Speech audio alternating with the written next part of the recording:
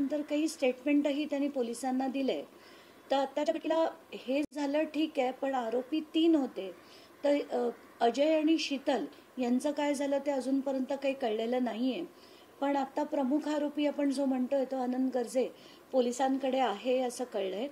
या व्यतिरिक्त तेवढं होतंय की नाही तेवढ्यात मला त्यांच्या गावाकडून म्हणजे पाथर्डी तालुक्यातनं त्या अंत्यविधीचे सगळे फोन यायला लागले. तिथे प्रचंड तमाशे केले गेले. कारण आत्ताच्या घटनेला मला जी माहिती तिच्या मामांकडनं मिळाली की त्या पूर्ण नातेवाईकांनी ठरवलं की आनंद गर्जेच्या घराच्या बाहेरच असा हा अंत्यविधी करायचा. खरं तर मला हे बिलकुल पटण्यासारखं नव्हतं, म्हणून मी त्यांना म्हटलं तुम्ही मला आधी विचारलं असतं तर मी असं करू नका असंच तुम्हाला सांगितलं असतं. पण अंत्यविधी तिथे करायचं ठरवलं, मग त्याच्यात बाचाबाची झाली.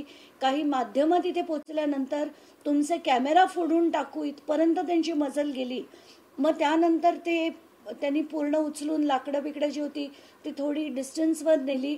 म्हणजे दोघांनी ठरवलं की दोन्ही बाजूच्या नातेवाईकांनी ठरवून मग ते थोडं लांब त्यांनी केलं आणि आज हा अंत्यविधी झाला. मला या गोष्टीचं दुःख तर खूप आहे, पण चीडही येते की या प्रत्येक गोष्टीत आता म्हणजे राजकारणी तर राजकारण करतातच, आता PA सुद्धा राजकारण करताना दिसत आहेत आणि अतिशय दुर्दैवी आहे, चीड आणणार आहे.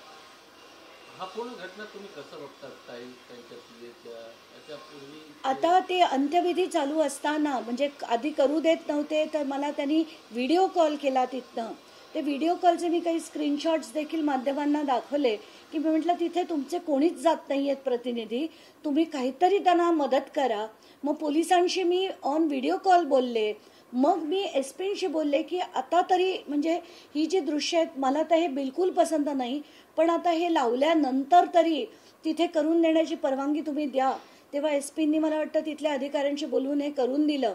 मला खरंच मी सांगते ना की काय पाळी आली आज एका मुलीवर जी इतकी उच्च शिक्षित असून सुद्धा तिला आज इतका दुर्दैवी आणि चीड आणणारा मृत्यू तिचा झालाय. आणि याच्यात प्रत्येक ठिकाणी आपल्याला राजकारण होताना दिसतंय. काल जसं मी म्हटलं तिथे पोलीस स्टेशनमध्ये सुद्धा बीडच्या काही लोकांनी मला सांगितलं की एक व्यक्ती येऊन सेटलमेंट करण्याच्या गोष्टी करत होता. तो म्हणाला की तुमचा एक माणूस द्या, आमचा एक माणूस घ्या आणि हे सगळं सेटल करू. हे सगळं ऐकल्यावर अतिशय चीड आली होती आणि त्या मुलीच्या वडिलांना घेऊन मी नायर हॉस्पिटलचे जे डीन आहेत त्यांच्या कार्यालयात जाऊन निवेदन दिलं की हे सगळं जे पोस्टमॉर्टम आहे ते ऑन व्हिडिओग्राफी झालं पाहिजे. मग त्यांनी 2 विटनेसेस, एक मेडिकल ऑफिसर आणि व्हिडिओग्राफर अशा याच्यात ते पोस्टमॉर्टम झालंय. आता त्याच्यात सुद्धा काही टॅम्परिंग होऊ नये आणि तिला खरंच आता न्याय हा शब्द कशाला म्हणावा हाच प्रश्न पडतो. जो न्याय म्हणतो आपण तो जर तिचा जीव वाचला असता तर नक्कीच म्हणता आलं असतं. पण आता तिचे प्राण गेले, आता ह्याला अटक होऊन अगदी थेट फाशी जरी झाली तरी सुद्धा आपण न्याय झाला असं म्हणू शकतो का? तर मला खरंच सांगायचं की महाराष्ट्रात आपल्याला ना आई वडिलांना ना मानसिकता बदलण्याची गरज आहे. जर मुलगी सुखी नसेल, जर तिला त्रास असतील, तिला हाल असतील तर समाज काय म्हणेल, लोक काय म्हणतील, याच्यासाठी तिला परत घरी न आणणं हा खरंच कुठेतरी आपण चुकतोय आणि ही मानसिकता बदलण्याची तात्काळ गरज आहे असं मी प्रत्येक आईवडिलांना नम्र विनंती करेन.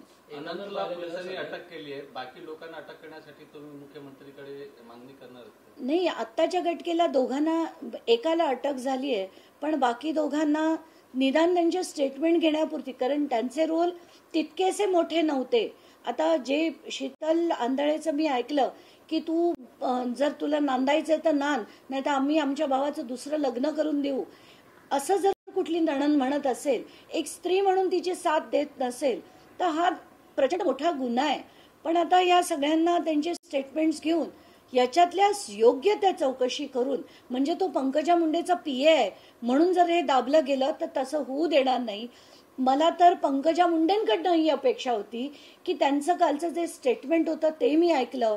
त्याच्यात सरळ लिहिलंय की 6:30 ते 6:45 मध्ये मला ही माहिती मिळाली. मग पंकजाताई, तुम्ही त्या कुटुंबाला, जे पालवे कुटुंब होतं, तुमच्याच आडनावाचं कुटुंब होतं, त्या आडनावाच्या कुटुंबाला तुम्ही का मदत केली नाही, का तात्काळ पोलीस स्टेशनमध्ये गेला नाही, ती जी सासरची माणसं होती ती देखील पोलीस स्टेशनमध्येही नव्हती, हॉस्पिटलमध्येही नव्हती. ते सगळं का झालं? ती केवळ आत्महत्या असती ते सगळं झालं नसतं. तुम्ही त्यांना मदत करणं गरजेचं होतं, पोलिसांशी बोलणं गरजेचं होतं, अंत्यविधीला उपस्थित राहणं गरजेचं होतं.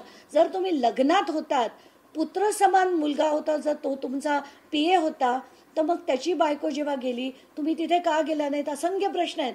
पण जसं मी म्हणते ना की यांच्या घाणीच्या राजकारणात खरंच मला पडण्याचे ते किळसवाणी राजकारण झालंय. मला पडण्याची इच्छा नाही. हे राजकारण खरंच केल्याशिवाय झाले का? एकंदर पाहायला गेलं तर आतापर्यंत नेत्यांची नावं येत होती, पण आता पीए वगैरेंची पण नावं येताना दिसत आहेत. तरी कुठपर्यंत राजकारण म्हणजे मला आता असं वाटतंय की आता जे राजकारणी दादागिरी करायचे तसंच आता पीए सुद्धा दादागिरी करतायत की काय? कारण आताच्या घटकेला आपण बघितलं त्यांच्या गावाकडे पोलीस पाठा होता आणि पोलीस सुद्धा मज्जाव करत होते, सगळं लोकांना थांबवत होते, धमकवत होते. आणि हे कुटुंबाचे लोक सुद्धा मीडियाला तुझा कॅमेरा फोडून टाकू इथपर्यंत बोलण्याची मजल जर आज एखाद्या राजकारण्याच्या पीएला सुद्धा असेल किंवा त्याच्या कुटुंबियांना असेल तर आपण आता समजू शकतोय की हे राजकारण किती घाण होत चाललंय, कुठच्या स्तरावर पोचले आणि हे कुठेतरी थांबायला हवं. पंकजा मुंडे यांनी चौकशी करण्याचे आदेश दिले आहेत की स्पष्टपणे तुम्ही चौकशी करा, जे कोणी दोषी असेल त्यांना हा ना एक स्टँडर्ड डायलॉग झालाय महाराष्ट्राचा की याची चौकशी झाली पाहिजे, निष्पक्ष चौकशी झाली पाहिजे, कोणालाही सोडण्यात येऊ नये. हे तेच डायलॉग परत परत मांडले जातात. पण पंकजाताईंनी हे सांगणं गरजेचं आहे की त्या उपस्थित का नव्हत्या. 6:30 ते 6:45 त्यांना कळलं तर त्यांनी कुठल्या पोलीस स्टेशनला याची इन्फॉर्मेशन दिली की अशी अशी आत्महत्या झालीये? का हे केलं गेलं नाही? आणि त्या स्वतः ज्या वरळीतच त्यांचं ऑफिस असताना त्यांच्यापैकी तुम्हाला जमत नसेल तुमच्या ऑफिसमधल्या काही लोकांना तरी मदतीला हात देण्यासाठी पाठवणं गरजेचं होतं, तसं तुम्ही करताना दिसत नाहीत. त्या गरजे कुटुंबाचे कुठलेही व्यक्ती ना पोलीस स्टेशनला होती ना तिथे हॉस्पिटलमध्ये. म्हणजे ते पूर्ण पोस्टमॉर्टम होईपर्यंत, ते पूर्ण बॉडी घेऊन जाईपर्यंत तुमच्यापैकी कोणीच का उपस्थित नव्हते? या प्रश्नांची सुद्धा उत्तरं तुम्ही दिली पाहिजेत. पंकजाताई तुमच्याकडनं तुम्ही मंत्री म्हणून तरी या सगळी एक जबाबदार व्यक्ती म्हणून त्यांना मदत करणं गरजेचं होतं, पण तसं तुम्ही करताना पुन्हा एकदा दिसलं नाही.